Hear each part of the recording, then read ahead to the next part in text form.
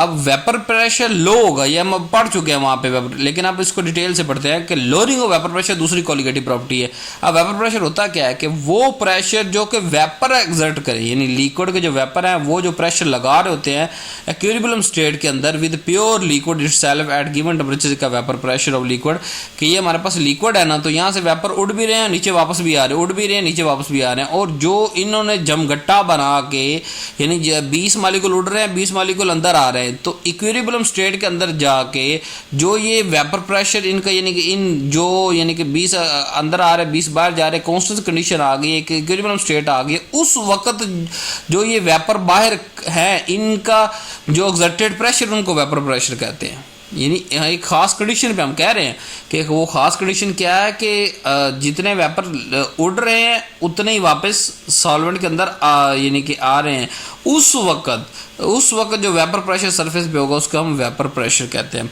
अब ये लोअर कैसे होता है कि जब हम नॉन वोलेटाइल सॉल्यूट इसके अंदर ऐड करते हैं ना प्योर सॉल्वेंट के साथ, तो वेपर प्रेशर सॉल्वेंट डिक्रीज हो जाता है, इन वेपर प्रेशर इसका लोअरिंग ऑफ वेपर प्रेशर। अब क्यों वजह, मैं वजह आपको बताता हूँ कि यहाँ पे अगर सिर्फ ये प्योर सॉल्वेंट सोच लें कि ये प्योर सॉल्वेंट है, तो यहाँ सारे के सारे मालिक्यूल क्या होंगे, प्योर सॉल्वेंट के होंगे ना। अगर हमने सॉल्यूट डाल दिया तो ये सरफेस डिवाइडेड होगी, यहाँ कुछ सॉल्यूट के पार्टिकल होंगे, कुछ सॉल्वेंट के, कुछ सॉल्यूट के, कुछ सॉल्वेंट के।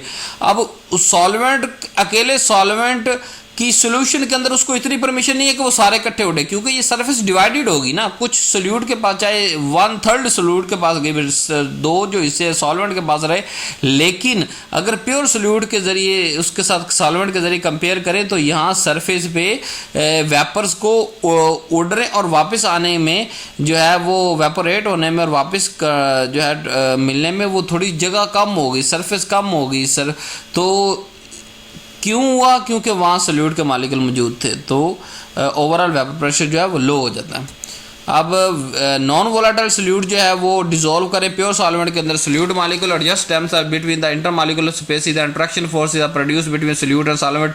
Now the solvent molecule can not easily be escape from solution, so with the result the vapour pressure is lowered at constant temperature, ये कांस्टेंट टेम्परेचर पे लोअर हो जाता है।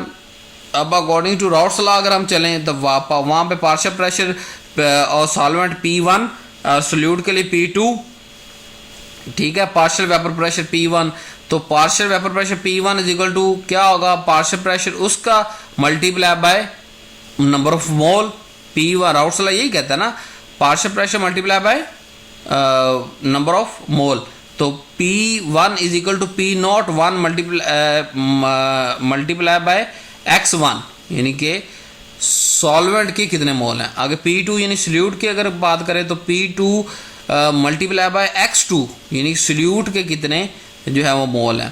तो क्योंकि हमें पता है जो मोल फ्रैक्शन है सॉल्यूशन की उसके अंदर दो चीज़ें हैं, एक सॉल्यूट है सॉल्वेंट है, जो x1 प्लस x2 वो इक्वल टू 1, भाई दो सॉल्यूट और सॉल्वेंट जो दोनों जितने भी जो मोल फ्रैक्शन होते हैं उन सबको जमा करें तो इक्वल टू 1 आता है। तो x1 हमें मालूम करना, x1 तो x2 उधर जाकर माइनस हो जाएगा, x1 is equal to 1 minus x minus x2। अब यही x1 की वैल्यू पुट कर दें आप उस इक्वेशन नंबर 1 के अंदर जो है P1 P0 1 इंटू x1 की जगह पे हम 1 माइनस x2 लिख देंगे, अंदर मल्टीप्लाई करेंगे, P1 नोट 1 से मल्टीप्लाई होगा तो P1 नोट रह जाएगा, आगे जाके x2 से मल्टीप्लाई होगा तो P1 नोट x2 हो जाएगा। अब ये जो P1 है इसको दूसरी तरफ ले जाएंगे तो P1 minus P0 1 is equal to minus रह जाएगा। अब इधर भी माइनस है तो हम क्या करेंगे, दोनों को -1 से मल्टीप्लाई कर देंगे, तो जो P0 1 x2 का माइनस प्लस माइनस जमा हो जाएगा और इधर वाला उल्टा हो जाएगा, यानी कि जो P0 है वो पहले आ जाएगा, P1 माइनस होकर बाद में आ जाएगा। ये हमने क्या किया, -1 से मल्टीप्लाई किया हमने इसको। तो अब P1 नॉट माइनस P1 यानी कि सॉल्वेंट का वेपर प्रेशर माइनस सोल्यूट का वेपर प्रेशर, हमें पता है चेंज इन वेपर प्रेशर होता है इसको, ठीक है। चेंज इन वेपर प्रेशर किसके बराबर आ गया, डेल्टा P हमने लिख दिया चेंज इन वेपर प्रेशर को, और P0 1 x2 के लिख दिया।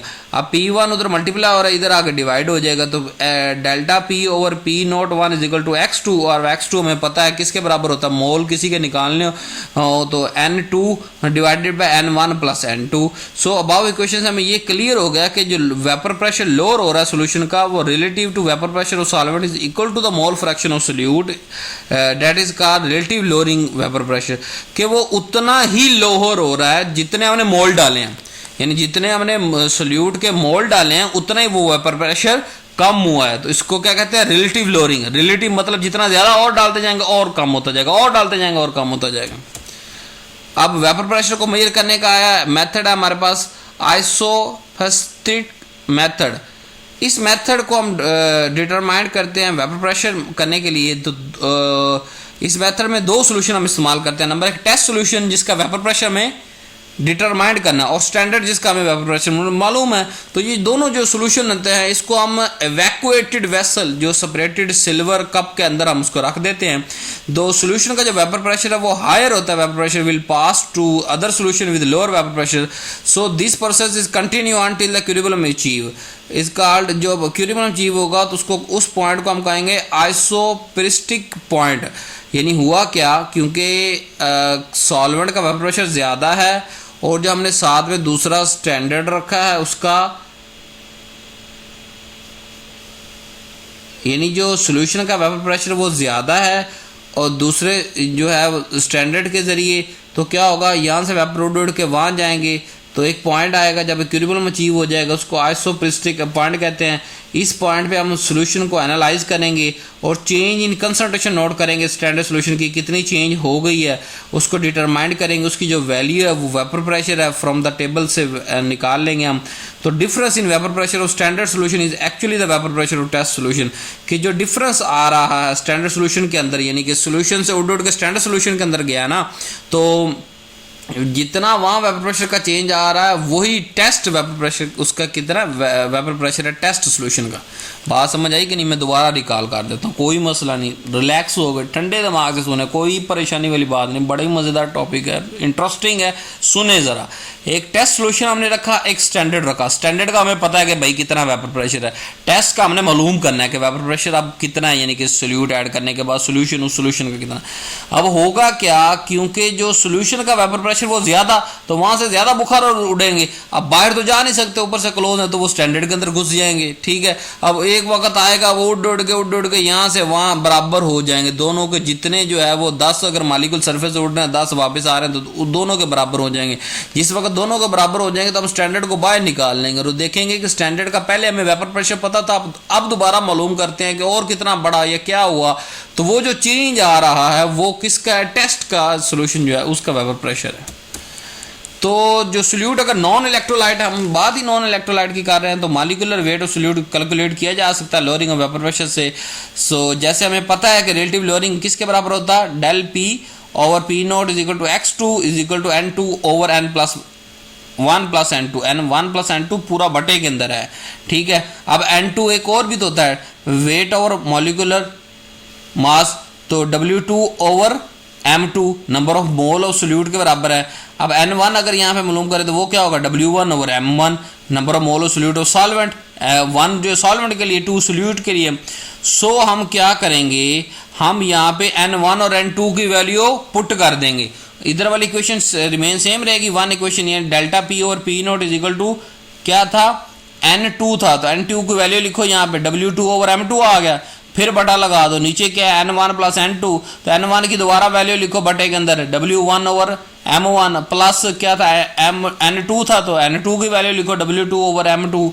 सो इन वेरी डिल्यूट सोल्यूशन के अंदर जो m2 w2 m2 ratio is very small negligible, कि अगर बहुत ही डिल्यूट सोल्यूशन है तो जो हमारे पास नंबर ऑफ मोल हमने सोल्यूट ऐड डाले हैं वो बड़े थोड़े डालें, ना गिनती के बराबर हमने डाले हैं, क्योंकि तो जब तो अगर वो उसको हम क्या कर सकते हैं कि जो बटे के नीचे है ना, मतलब m1 ओवर m2 प्लस वो प्लस मतलब अगर 0.000 m जो बटे के नीचे की बात कर रहा हूँ, बटे के नीचे जो w2 ओवर m2 अगर उसकी वैल्यू 0.00000 तो उसको हम जमा करके क्या हो जाएगा 1 प्लस 0.00000 1 ही रहेगा ना, वो तो नहीं, तो हम उसको इग्नोर कर सकते हैं यहाँ पे। क्यों? क्योंकि डिल्यूट सोल्यूशन है।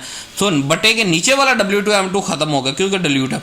अब क्या रह गया? अब हमारे पास रह गया जी W2/M2 जो है वो बड़े वाला बटा M1। अब ये जो है क्योंकि तकसीम डबल डबल आ गया, डिवाइडेड आ गया, तो हम इसको ऊपर नीचे करेंगे। नीचे वाला जो तकसीम हो रहा है ऊपर जाके मल्टीप्लाई हो जाएगा, जो ऊपर तकसीम हो रहा है वो नीचे आके मल्टीप्लाई हो जाएगा। तो नीचे वाला M1 ऊपर जाके W2 के साथ मल्टीप्लाई होगा, W2M1। कोई बड़ी बात नहीं हुई, नीचे वाला डिवाइडर ऊपर चला गया, मल्टीप्लाई हो गया, ऊपर वाला डिवाइडर नीचे आके मल्टीप्लाई हो गया, तो W1M2 हो गया। ठीक है, यहाँ कोई बड़ा 30 मार्क का हमने काम नहीं किया। डिवाइड को ऊपर मल्टीप्लाई करवा दिया, ऊपर वाले डिवाइड को नीचे मल्टीप्लाई करा दी। ये बेसिक कॉन्सेप्ट आपने 5वीं जमात में पढ़ा होगा।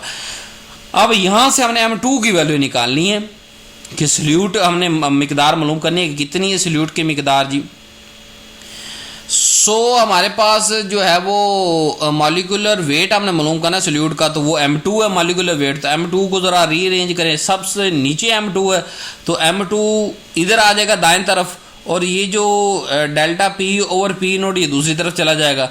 अब यहाँ फिर देखें delta P over P note था ना, नहीं डिवाइड के नीचे डिवाइड था, वो ऊपर जाकर मल्टीप्लाई हो गया, इसलिए मैंने डायरेक्ट W2M1 P नोट लिख दिया डिवाइडेड बाय W1P। तो ये हमारे पास मॉलिक्यूलर वेट ऑफ सल्यूट यहाँ से हम निकाल सकते हैं easily. So thanks for watching, don't forget to subscribe my channel. अगर आप वीडियो के इस हिस्से तक पहुंचे हैं तो आप इस चैनल को सब्सक्राइब भी करें, लाइक करें, शेयर करें ज़्यादा से ज़्यादा। फेसबुक के जो ग्रुप्स हैं, व्हाट्सएप के ग्रुप्स हैं, अपने क्लास फेलोज के साथ, अपने कोलीग्स के साथ, सीनियर और जूनियर के साथ इस वीडियो को ज़्यादा से ज़्यादा शेयर करें ताकि ये इन्फॉर्मेशन हर जो मेडिसिन इस्तेमाल करने वाला फ्यूचर में ये जो कर रहा है उस तक पहुँच सके। थैंक्स फॉर वॉचिंग, अल्लाह हाफिज़।